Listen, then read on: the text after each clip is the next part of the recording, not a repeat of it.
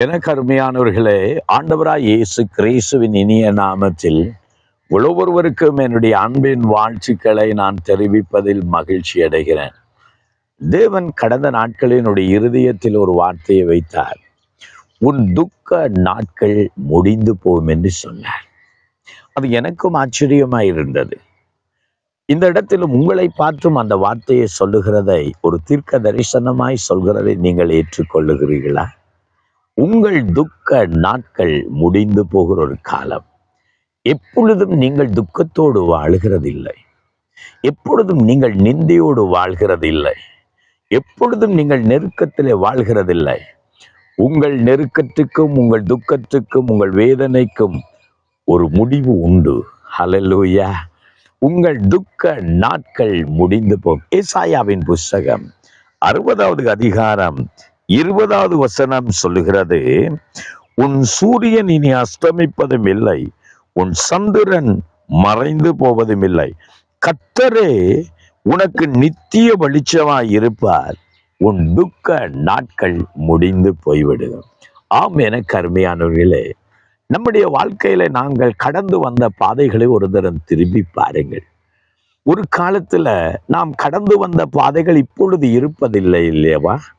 அந்த நாட்களை நான் திரும்பி பார்க்கிற போது எங்கள் ஊழியத்தின் பாதையை பற்றி யோசிப்பேன். எங்கள் குடும்ப வாழ்க்கையை பற்றி யோசிப்பேன்.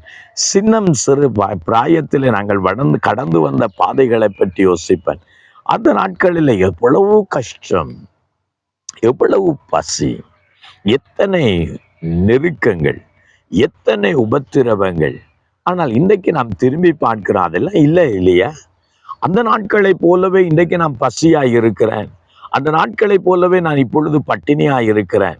அந்த நாட்களை போலவே நான் இன்றைக்கு நிந்தையோடு வாழ்கிறேன். அந்த நாட்களை போலவே நான் இன்னும் அந்த படாத பாடுபட்டு கொண்டிருக்கிறேன் நம்ம சொல்லுகிறது இல்லை அல்லவா? தேவன் என்னை ஆசீர்வதித்தார் என்று சொல்கிறோம். தேவன் என்னை உயர்த்தினார் என்று சொல்கிறோம். தேவன் நம்மை போஷித்தார் என்று சொல்கிறோம் அல்லவா? அந்த நாட்களில் இந்த துக்கம் முடிந்து போய்விட்டது. ஹல்லேலூயா.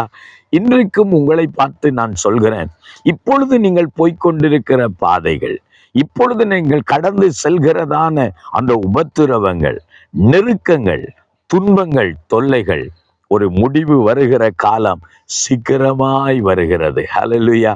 உங்கள் துக்க நாட்கள் முடிந்து போகும்.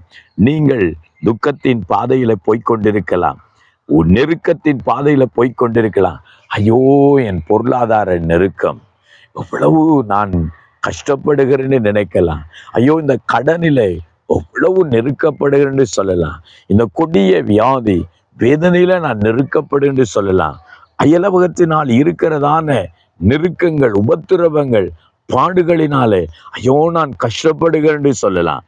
இன்றைக்கு உங்கள் துக்க நாட்கள் முடிந்து போகிறது. கர்த்தரே உங்கள் இருளை வெளிச்சமாய் மாற்றுவார். கர்த்தரே உங்கள் கண்ணீரை களிப்பாய் மாற்றுவார். கர்த்தரே உங்கள் குறைவை நிறைவாய் மாற்றுவார். கர்த்தரே உங்கள் தலையை உயர பண்ணுவார். அப்பொழுது நீங்களும் சொல்லுவீர்கள், என் துக்க நாட்கள் முடிந்து போனது. ஹல்லேலூயா.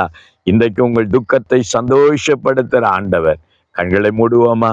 ஆண்டவரே, என் கண்ணீரையும் மாற்றும் என்று சொல்லி கேட்கிறீர்களா?